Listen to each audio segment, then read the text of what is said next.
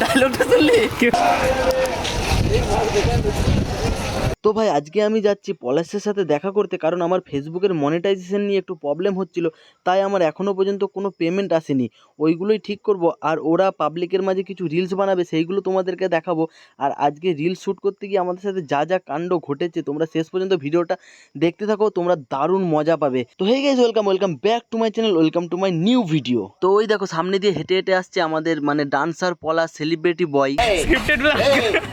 মানে ও আমার আগে চলে এসেছিল, তারপরে ওকে আমি শিখিয়ে দিলাম যে এইভাবে একটু হেঁটে হেঁটে আসবি, স্টাইল করবি। ওই দেখো দেখো দেখো, চোখ মুখ নিয়ে কি করছিস, স্টাইল করতে বলছি আর ছেলে কি করছে। ঘাট পার হয়ে এখানেই পলাশ কাজটা শুরু করে দিল, কারণ এখানে রূপসা আসবে, রূপসা নিতে আসবে, তারপরে ওর সাথে আমরা যাব।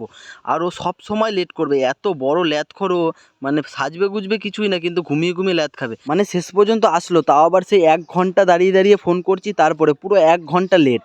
ওকে হ্যাঁ, তুই কিছু বলবি ওকে? তা কি বলে তো রেকর্ডিং হয় না তো? কি রেকর্ডিং হয় না? তো মাইক নেই, মাইক লাগবে না, তুই বল।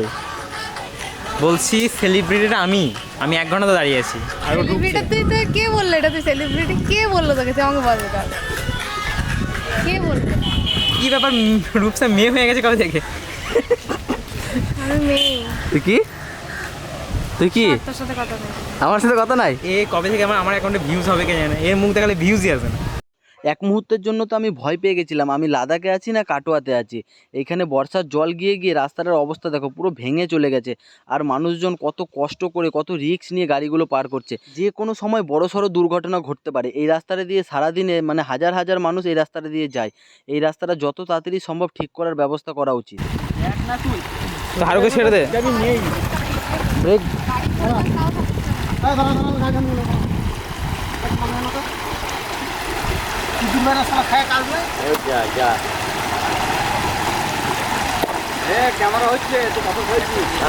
হ্যাঁ পাথর তো গাড়ি আসবে না বলে না।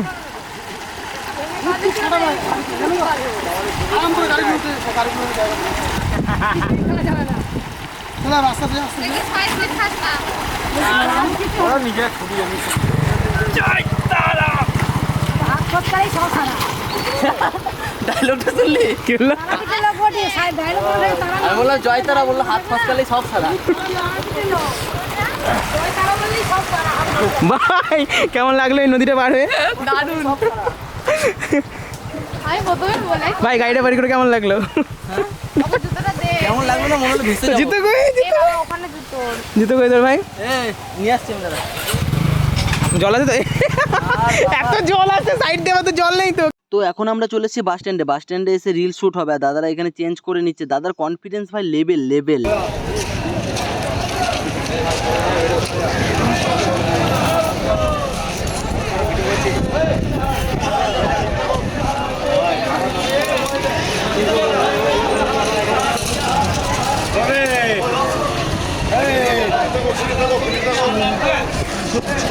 মানে কতটা কনফিডেন্স লেভেল হাই থাকলে এরকম মানে বাস স্ট্যান্ডের মতন একটা জায়গায় এত পাবলিকের মাঝে এরকম অ্যাক্টিং করে রিলস করা যায়। সত্যি কথা বলতে দাদাকে যখন আমি প্রথমবার দেখি তখন আমি বুঝতে পারি নাই দাদার মধ্যে যে এতটা ট্যালেন্ট আছে। আর যখন আমি ওইখানে গিয়ে মানে একটা টেক নিয়ে দাদা পুরো রিলসগুলো করছিল। আর ওই দাদার যে অ্যাক্টিংটা, ভাই অ্যাক্টিং দেখে আমি সত্যি মন থেকে একটা কথা বলছি, আমি পুরো ফ্যান হয়ে গেছি। মানে কতটা ভেতরে প্রতিভা থাকলে যে এত সুন্দরভাবে অ্যাক্টিং করা যায়, তাও আবার এরকম পাবলিকের মাঝখানে। তো গাইজ ভিডিওটা এই পর্যন্ত। ভিডিওটা ভালো লাগলে অবশ্যই একটা লাইক করবে আর কমেন্টে জানাবে। ভিডিওটা যদি তোমরা ফেসবুক থেকে দেখে থাকো তাহলে ফেসবুক পেজটাকে ফলো করে দেবে, আর ইউটিউব থেকে দেখে থাকলে অবশ্যই ইউটিউব চ্যানেলটাকে সাবস্ক্রাইব করবে।